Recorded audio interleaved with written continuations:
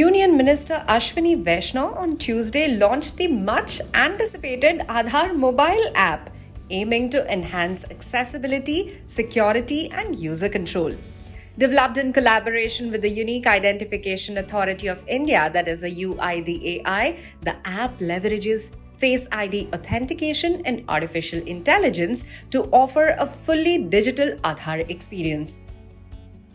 Vaishnaw shared a video of the app on X stating, "New Aadhaar app, Face ID authentication via mobile app, no physical card, no photocopies." Key features of this app include QR code-based instant verification, real-time facial authentication, and data sharing strictly with user consent. The app eliminates the need to carry physical Aadhaar cards or submit photocopies during hotel check-ins, travel, or shopping. Vaishnaw said the new app ensures Aadhaar verification becomes as simple as making a UPI payment. Users can digitally verify and share their Aadhaar details while maintaining privacy and full control. Currently, in its beta phase, the app promises a secure, paperless, and user-friendly approach to identify verification. ऐसी easy to use app बने जो कि बहुत quickly मिलीसेकेंड्स में authentication कर सके QR code use करके, और किसी को अपना कार्ड होटल में हो, फंक्शन में हो, ट्रैवल के टाइम में हो, वहाँ पे अपना कार्ड नहीं देना पड़े, कार्ड की फ़ोटोकॉपी नहीं देनी पड़े। ये थॉट प्रोसेस है। इसकी शुरुआत आज हो रही है। जो नया ऐप बना है, इस ऐप को अभी मैंने डेमो भी देखा यूज़ करते हुए।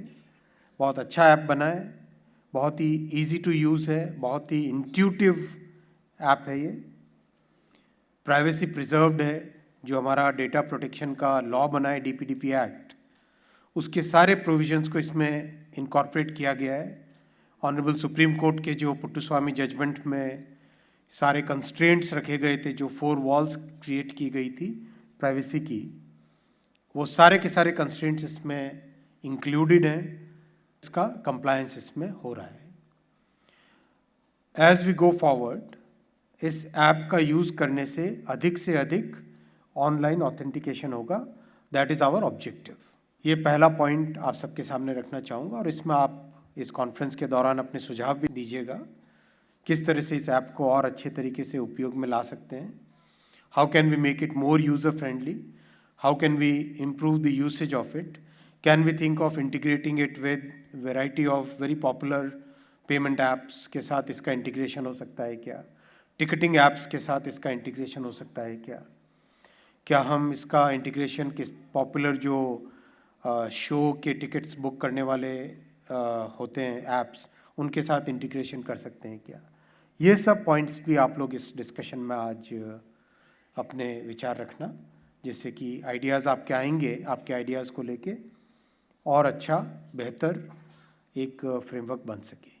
ये मेरा पहला पॉइंट था। सेकंड पॉइंट फ्रेंड्स आपके सामने मैं रखना चाहूँगा।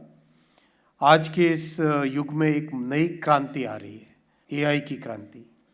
It's a totally new, I would say new industrial revolution which is happening. और एआई का जो यूज़ है इंडस्ट्री की वर्ल्ड में आज से 15 साल 20 साल पहले भी होता था।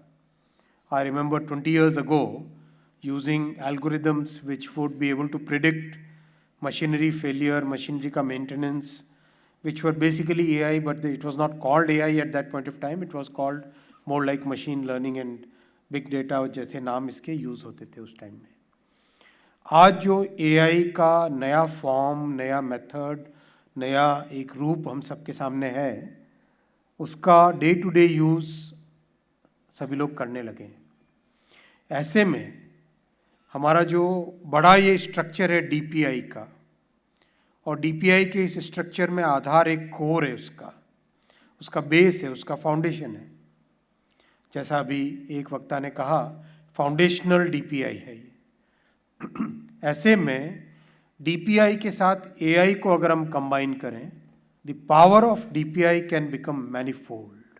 AI can be a big multiplier for DPI. Already Aadhaar में कई इसके एक्सपेरिमेंट्स हो रहे हैं।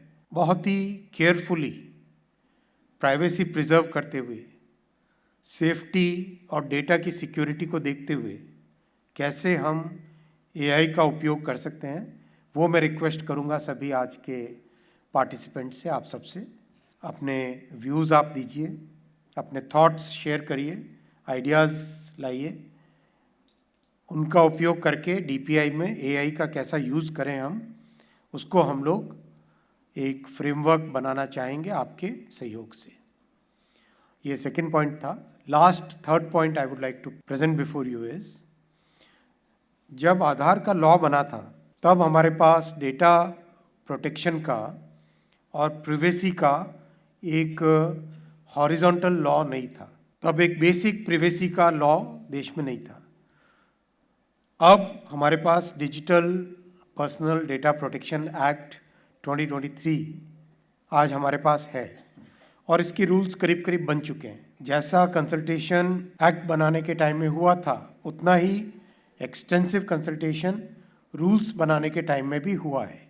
अब वो कंसल्टेशन करीब करीब फिनिश होने को आया है, बहुत जल्दी रूल्स नोटिफाई भी हो जाएंगे। तो एक तरीके से हमारे पास देश में एकदम आधुनिक, एब्सोल्युटली मॉडर्न लीगल फ्रेमवर्क अब आ गया है।